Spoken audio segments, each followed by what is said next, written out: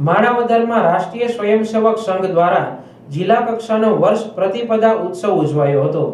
હિન્દુ નૂતન વર્ષનો પ્રથમ દિવસ આજ પવિત્ર દિવસે રાષ્ટ્રીય સ્વયંસેવક સંઘના સ્થાપક પરમ પૂજ્ય ડોક્ટર કેશવરાય હેડગેવારનો જન્મદિવસ અંતર્ગત આપણું સંઘ કાર્ય ચતુર્દિશામાં તીવ્ર ગતિથી ફેલાય તેવા નિર્ધાર સાથેનો જૂનાગઢ જિલ્લાનો વર્ષ પ્રતિપદા ઉત્સવ તથા ગુણવત્તાયુક્ત પથ સંચલન આયોજન કરવામાં આવ્યું હતું, જેમાં જૂનાગઢ જિલ્લાના 6 તાલુકાના રાષ્ટ્રીય સ્વયંસેવક સંઘના કાર્યકરો ઉપસ્થિત રહીને આ પથ સંચલનમાં જોડાયા હતા।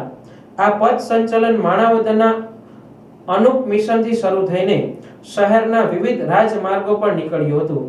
આ તકે જૂનાગઢ જિલ્લા સંચાલકજી કુમનભાઈ ખૂંટે જણાવ્યું હતું કે લોકોમાં એક રાષ્ટ્રીય સ્વયંસેવક સંઘની કેટલીક શિસ્તબદ્ધ કામગીરી કરવામાં આવે છે, તેનાથી વાકેફ થાય તે માટે સંઘ દ્વારા આવા ઉત્સવો ઉજવવામાં આવે છે।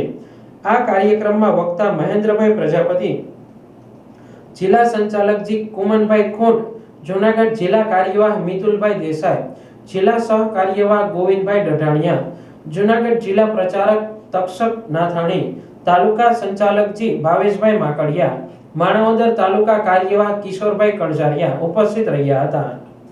મારું નામ કુમન અંબાભાઈ ખૂંટ, હું જૂનાગઢ કૃષિ યુનિવર્સિટીમાં એગ્રી બિઝનેસ મેનેજમેન્ટ કોલેજ છે એના નિવૃત્ત આચાર્ય તરીકે ફરજ બજાવું છું।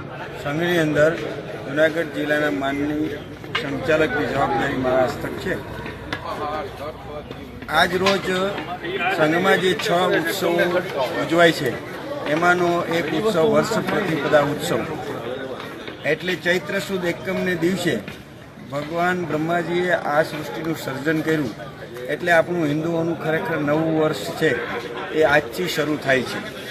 એ નિમિત્તે સંઘની અંદર એને ઉત્સવનું સ્વરૂપ આપી અને એ સામાન્ય જનતાની અંદર પણ પ્રતિપાદિત થાય એટલા માટે આ ઉત્સવને સંઘ મહત્ત્વ આપે છે।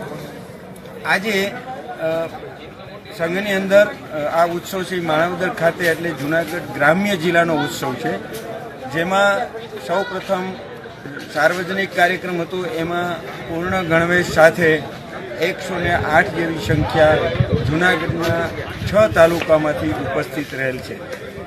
આને સંચલન છે એ એકદમ ગુણવત્તાયુક્ત સંચલન થાય, એટલે જેનો પૂર્ણ ગણવેશ હોય અને જે સારી રીતે સંચાલન કરી શકે એવા સ્વયંસેવકો છે એનું સંચાલન આજે માણાવદર નગરની અંદર કાઢવામાં આવ્યું, જેની અંદર 52 સ્વયંસેવકો છે એમણે ભાગ લીધેલો છે। સંચાલનથી સમાજની અંદર એક સંદેશ જાય કે રાષ્ટ્રીય સ્વયંસેવક સંઘ છે એ કેટલા શિસ્તથી કાર્ય કરે છે અને લોકોની પણ સંઘની પ્રવૃત્તિથી વાકેફ થાય, એટલા માટે આ પ્રકારના જાહેર ઉત્સવો છે એ ઉજવતા હોઈએ છીએ।